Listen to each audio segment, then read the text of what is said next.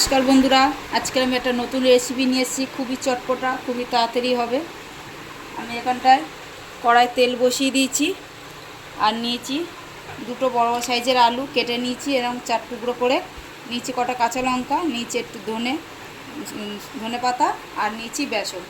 খুবই তাড়াতাড়ি হবে খাবারটা। বৃষ্টির দিনে খুবই বৃষ্টি যখন হবে, বাইরে বেরোতে পারছেন না, কিছু চটপটা খেতে ইচ্ছা করছে, কিভাবে বানাতে হবে তাড়াতাড়ি সেইটা আজকে আপনার সাথে আমি শেয়ার করব। এভাবে আমি আলুগুলো এর মধ্যে নিয়ে নিলাম, দিয়ে দেবো কাঁচা লঙ্কাগুলো। এইভাবে একটা নোড়া নেবো। আলু সিদ্ধ করার কোনো ঝামেলা থাকবে না, কাঁচা আলুকে এইভাবে সেদ্ধ করে দেবো। আপনাদের কাছে যদি থাকে তাতেও করে নিতে পারেন, হামুল দিস্তা।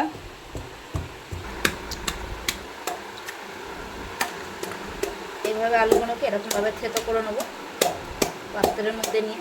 আপনাদের কাছে যদি হামুল দিস্তা থাকে তাতেও করে নিতে পারেন। খুবই তাড়াতাড়ি ঝটপট হয়ে যাবে, না আলু সিদ্ধ করার ঝামেলা থাকবে না কিছু, খুবই তাড়াতাড়ি হয়ে যায়।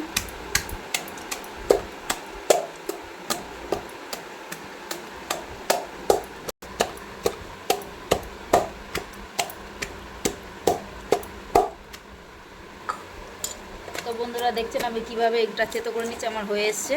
আর একটু করে নেবো আমি। এবার এর মধ্যে আমি ধনে পাতাগুলো দিয়ে দেবো, দিয়ে একসাথেই থেতো করে নেবো।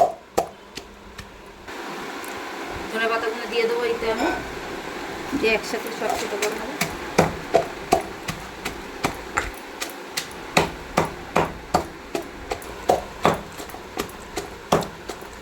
তোমার এটা হয়ে গেছে থেতো করা।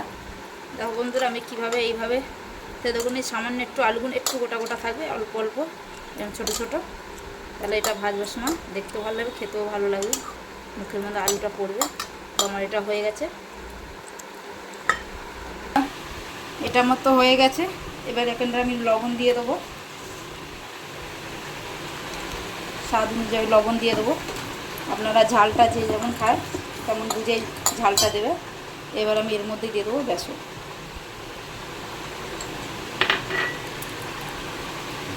এটাকে আমি মেখে নেব। তেলটাতে আমি বসিয়ে দিয়েছি।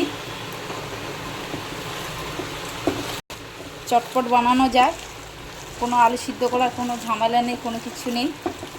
ঝটাপট বাড়িতে বানিয়ে নিতে পারবেন। তো বন্ধুরা আমি এটাকে এইভাবে মেখে নিয়েছি। এবার আমি এটাকে তেলের মধ্যে ছেড়ে দেবো।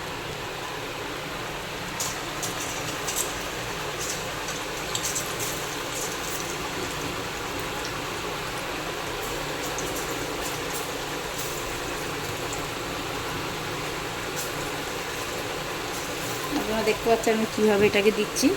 এইভাবে আপনারা এটাকে এইভাবে দেবেন, এটা খেতে খুবই সুস্বাদু হবে।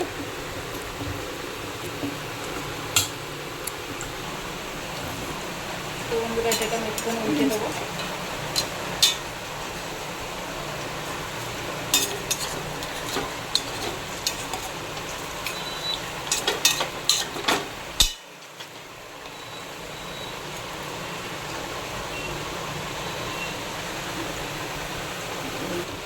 বন্ধুরা এটা আমার হয়ে গেছে, লাল লাল করে ভেজে নিচ্ছি। এটাকে আমি তুলে নেবো।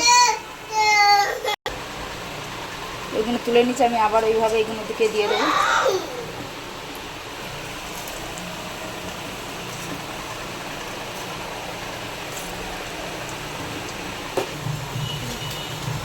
বন্ধুরা এটাও আমার হয়ে গেছে, আমি এটাকেও তুলে নেবো।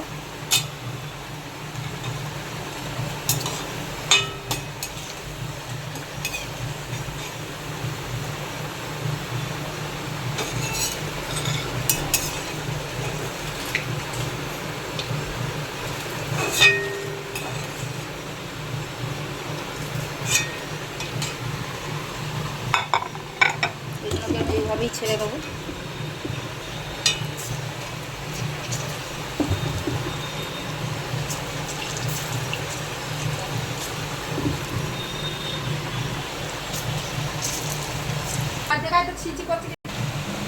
তো আমার হয়ে গেছে এইগুলোকেও তুলে নিচ্ছি।